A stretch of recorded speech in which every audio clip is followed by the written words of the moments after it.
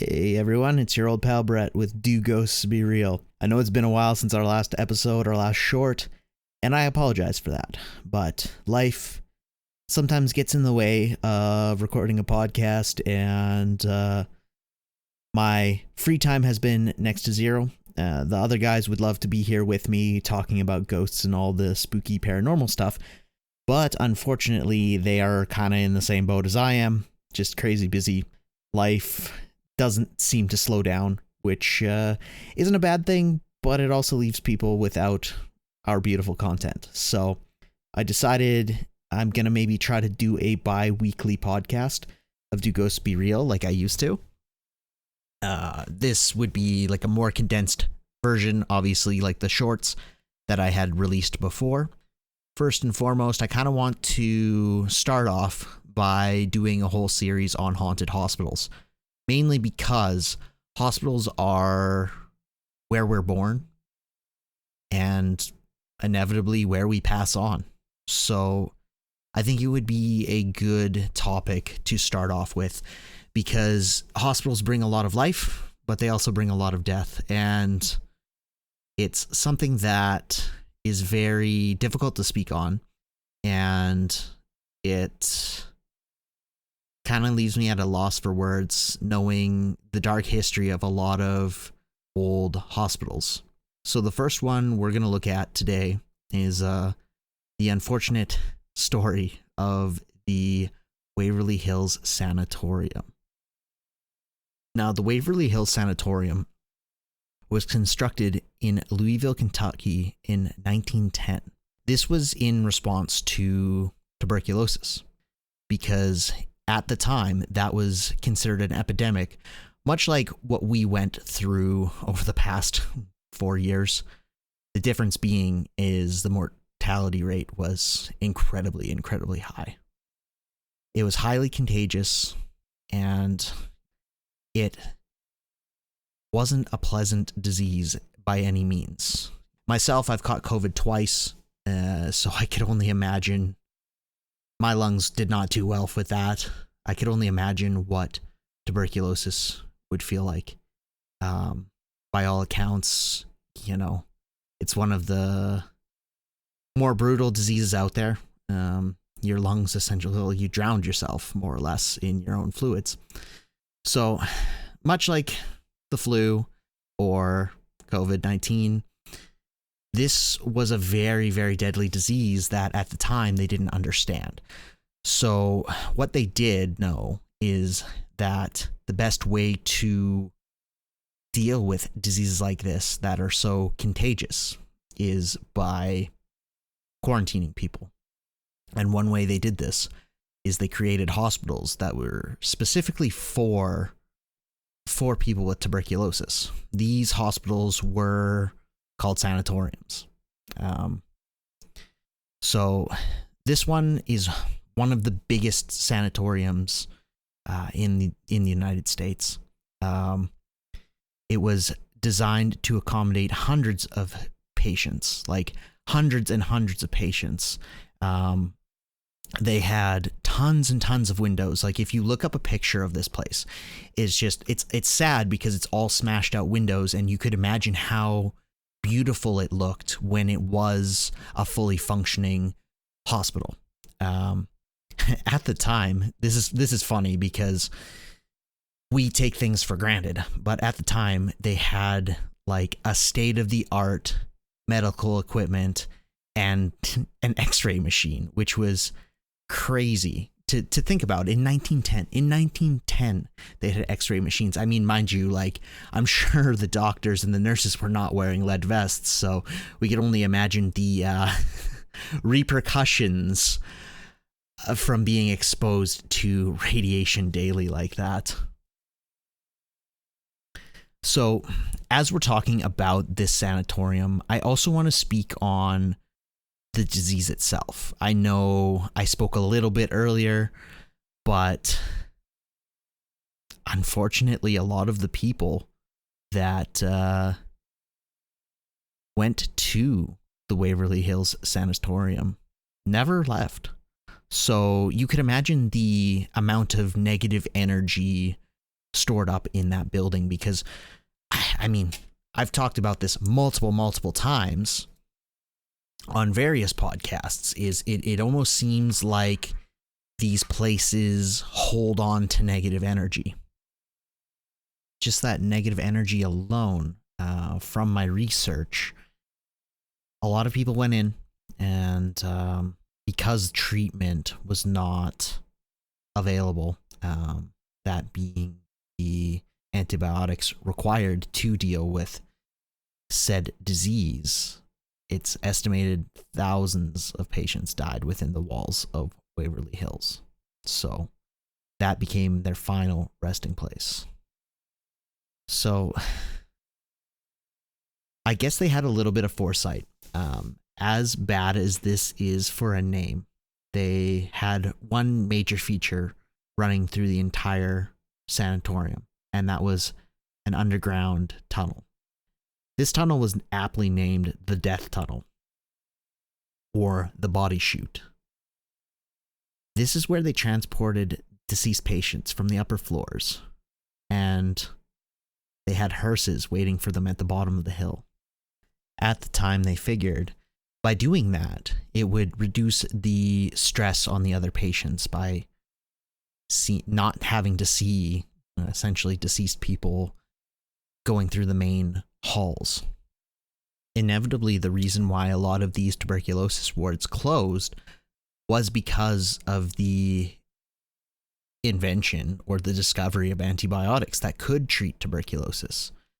So the need for these massive sanatoriums decreased. The facilities were often repurposed. This one was a geriatric center, and then later a mental health facility. But the problem is with mental health facilities in those times, because we didn't understand mental health the way we do now, a lot of the patients were mistreated. And this inevitably led to the closing of Waverly Hills Sanatorium. Because of the dark history of this, and the fact that people who were mentally ill probably didn't make it out there either. Not just tuberculosis patients. You got to imagine thousands of people died there. Not just tuberculosis, not just the elderly, but also mentally ill people as well, because the treatment wasn't there for them, and they inevitably passed, whether it was due to abuse or, just whatever the case may be. It's a sad reality that oftentimes we as human beings don't want to look at the past, because the past brings up bad memories for us. Now, to get into the actual paranormal side of things, I want to first and foremost have people on their own time, obviously. If you're at work listening to my beautiful voice, I appreciate you. But if you're at home or whatever the case may be, by a computer, on your cell phone, whatever the case, check out the Waverly Hills Sanatorium before we go into a deep dive, and look at the internal structures of it as well, so you could understand why this place would it's be haunted, and B, it's just so maze-like. So if imagine you're there at 3 a.m. deciding to be a ghost hunter and getting turned around so quickly because the inside is completely decrepit. It's terrifying, to be quite honest with you. Now, some of the paranormal activities are apparitions. So people will often see former patients walking throughout the building, along with shadow people and people peeking out of the hundreds of windows. So when you pull up to this place, it's already got a creepy aura about it, and you toss on patients from the early 1900s spying on you. Yeah, I could definitely get the heebie-jeebies from there. It would be amazing to check out. It would be a fantastic ghost hunt, and that's something that I would love to start doing, is doing ghost hunts and getting into that realm of paranormal investigation, because we don't know what happens when we pass, and I would love to find out.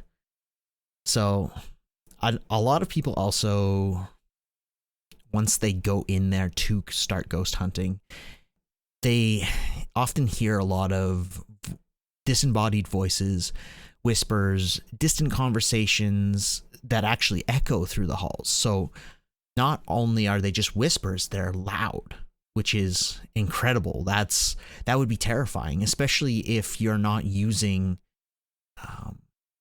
paranormal equipment to pick up those noises, right? And you're hearing people have full-on conversations throughout the building. A lot of the time they say that these ghosts or apparitions or whatever, they're almost speaking in hushed tones, like a nurse would to a doctor, or a nurse would to like a patient who's, near the end and is comforting them, right? There's the great possibility with anything paranormal where thousands of people have died is there might be poltergeist activities. There's reports of objects moving, doors opening, things being thrown at people. It just, like, being watched is a big one. And I mean, how many of us get that now? Just in our day-to-day life, just, it'll be 3 a.m. and you'll hear a creak, you'll hear a groan, and you feel like someone's watching you. More times than I'd like to count have I dealt with that in my own abode, but that's a story for another time. We are talking about the Waverly Hills Sanatorium today, not Brett's haunted funhouse. So that is a story that I will definitely be telling in the future.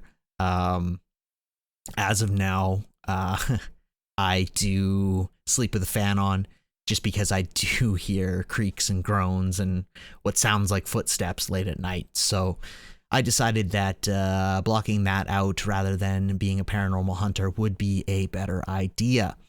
Now, another big thing with any hauntings, it doesn't matter whether it's a brand new building, whether it's over 130-year-old building, cold spots and temperature changes. Now, a lot of these cold spots can be explained because there's no windows. They've all been smashed out. So that's kind of the thing, right? Is you have to take everything with a grain of salt. You walk through a building with smashed out windows and you feel a cold spot. Well, is it a cold spot or is it a draft because there's no windows? But that being said, there are sudden temperature drops in the tunnel where there shouldn't be any draft, where there is no windows. It's underground, right? Like, naturally underground is colder. We know that, and I understand that. But if it's a dramatic drop just in one spot, I'm leaning towards more of the spooky ghosts and the paranormal. So with any sort of poltergeist activity or haunting in general, like, let's be honest, hauntings in general, it always weirds me out that these ghosts want to touch or, brush by you or have a physical interaction with you. It's almost like they are calling out for you and they want to be a part of your life, which, me personally, I don't want to invite into my life. I'm busy enough. I don't need ghosts tugging on my shirt when I'm not expecting it. So obviously, like, EVPs are a big thing. There's lots of voices, lots of creepy recordings that come from Waverly Hill Sanatorium. But that being said,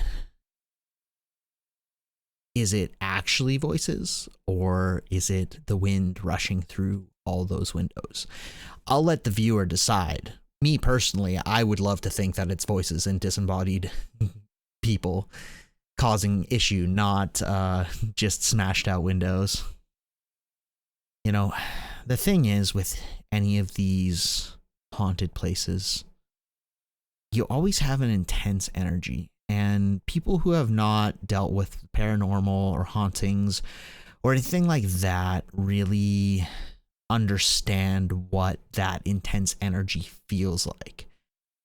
I've only felt it a few times in my life, and to me, it feels like someone punches you right in the solar plex. It's undescribable. It feels like you get hit with a lightning bolt in your stomach. It is such a weird, off-putting thing, and it sticks with you. It feels like you just feel like you have a weight on your shoulders and you can't avoid it. You can't get away from it. It just is constantly stalking you, and until you leave that area, it doesn't go away. So one of the big things about this sanatorium that people talk about is there isn't just shadowy figures. And we all know my love for shadow people and all things the man with the hat. I do not like the man with the hat. I do not like shadow people. They can go themselves. So, so that being said, there's full body apparitions. So you can see these patients, these old patients. Now, are they the patients of the tuberculosis ward? Are they the people who were mistreated, who had mental health disorders? Who's to say? We will never know because, well, it's hard to have a conversation with those dearly departed. You know, the cool thing is with any of these shorts or any of these places that I will be looking up and talking about is because I'm doing a lot of famous ones, you'll be able to find, you know, ghost hunting shows depicting these places and showing exactly what goes on there, which I think is really cool. I've watched a couple. Now, do I recommend them? Yes and no. Some of them are a little hokey, but you have to take everything with a grain of salt. That's just how the paranormal works. You either completely believe or you're a skeptic, or you don't know, but you want to know kind of thing. It's just, I understand why people love this stuff because the unknown is so interesting to us. I mean, I know everyone's excited about space and wants to check out space and that's where they want to be, but me personally, I want to know what happens when we pass.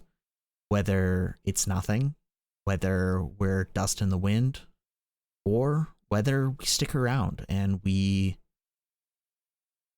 continue to see the people that we love daily, or, you know, are able to visit our loved ones, or, you know, visit our enemies, because I would love to do some hauntings personally. That would be a goal of mine. But like anything in the paranormal world, we have to take everything with a grain of salt. And the thing is with this place, I'm not saying this to be, you know, ooh, drama or whatever, but it couldn't just be ghosts. What if it's something a lot more malicious at the Waverly Hills Sanatorium? I'll let you decide whether or not, once you've done your own research or watched through some videos and saw some of the creepy paranormal stuff, because there is a ton of it. And, you know, I'm for it. I like it. I think it's super interesting. But at the same time, I'm just one person. I'm one person in a group of three. And I know the boys would be razzing me pretty hard right now for the way I'm talking about the paranormal and my affinity to it. I just, ever since I was young, I loved the stuff. Ghost movies, not so much. I can't really do spooky movies or anything like that, which is very funny because I have an easier time. Like if I were to go ghost hunt, I would be more comfortable than watching a scary movie. That's just always how I've been.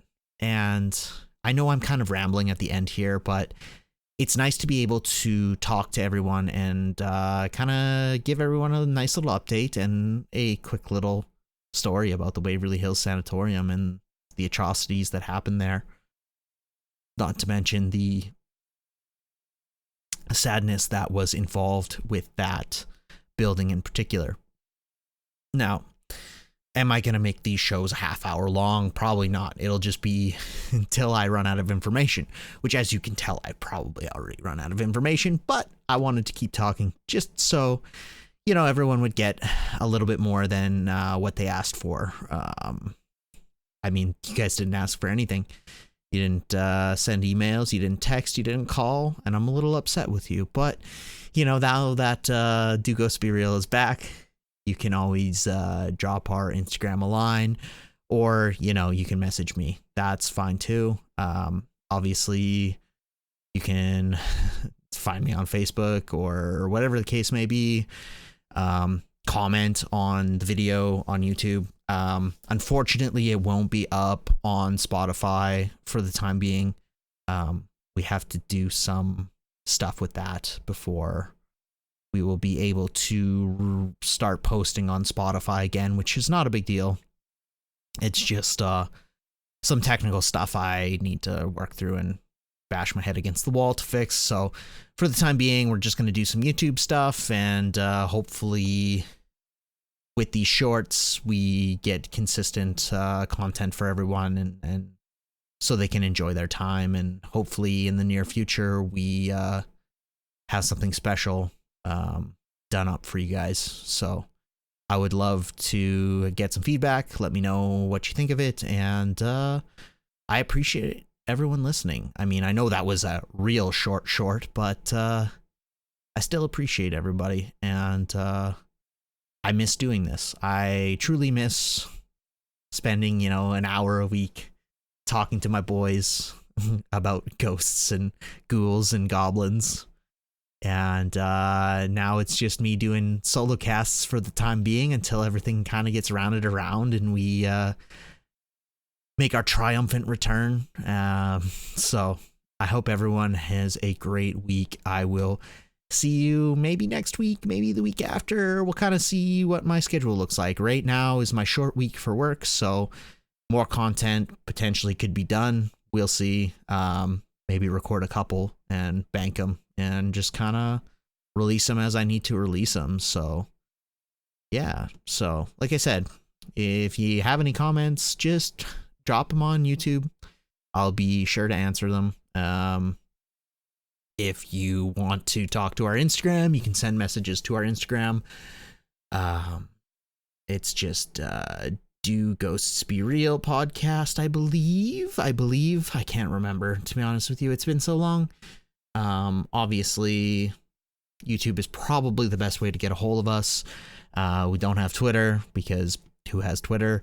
So yeah, Instagram or YouTube be the best way to get a hold of us.